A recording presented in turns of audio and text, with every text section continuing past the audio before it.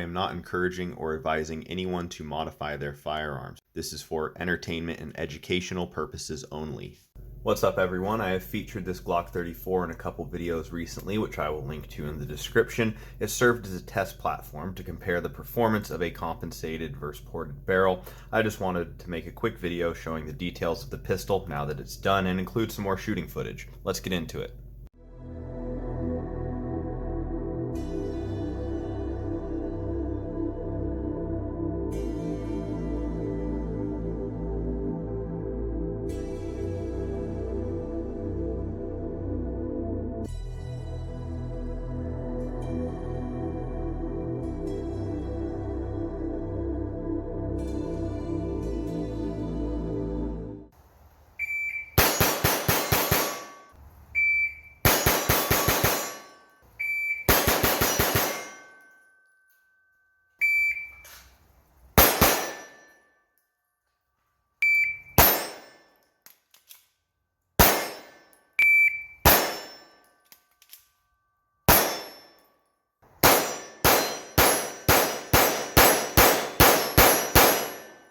This is a factory Gen 3 full-size Glock frame. I thinned the trigger guard and contoured the undercut. I don't like the finger grooves on the Gen 3 and 4 Glocks, so I shaved those off. And I also stippled myself a little reference point for my support hand thumb.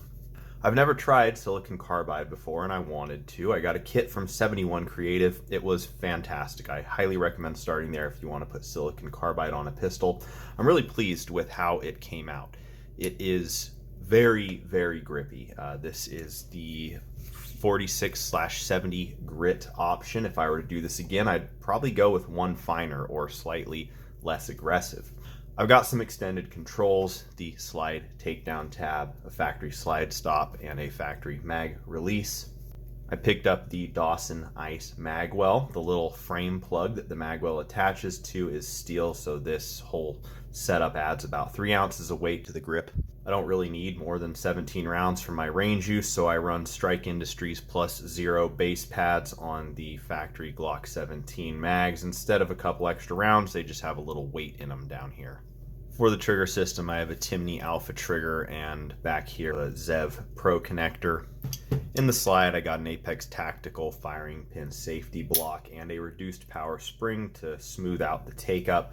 I'm running a factory 5.5 pound striker spring. The trigger is pretty good for a Glock.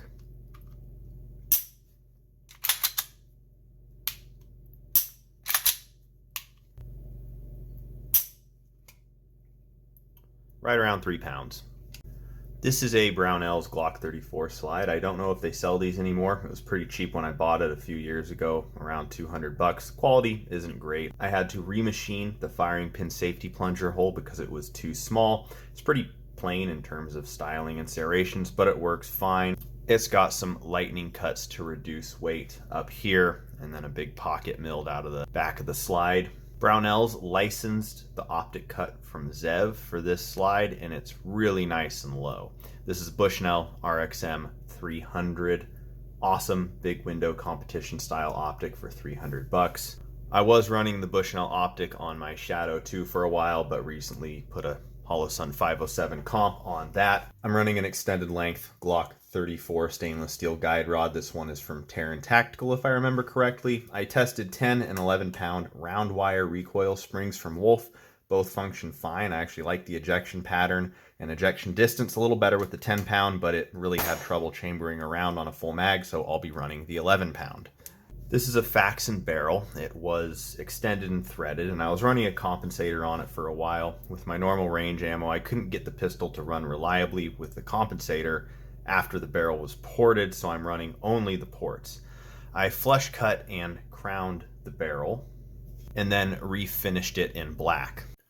I think the muzzle looks much better now. With the compensator adding length to this already long slide, I thought it was kind of goofy looking. And as we all know, looking good is half the battle. Speaking of looking good, the porting design is indeed a PP. I designed and machined this myself. The performance is impressive. I measured a 34 to 41% reduction in muzzle flip, and yes, I still think it's funny every time I look at it. I think that pretty much covers it. Oh shit, wait. I almost forgot my real carbon fiber slide cover plate for weight reduction, bro. This is a really fun pistol. I'm impressed with the performance. It's very fast and flat shooting.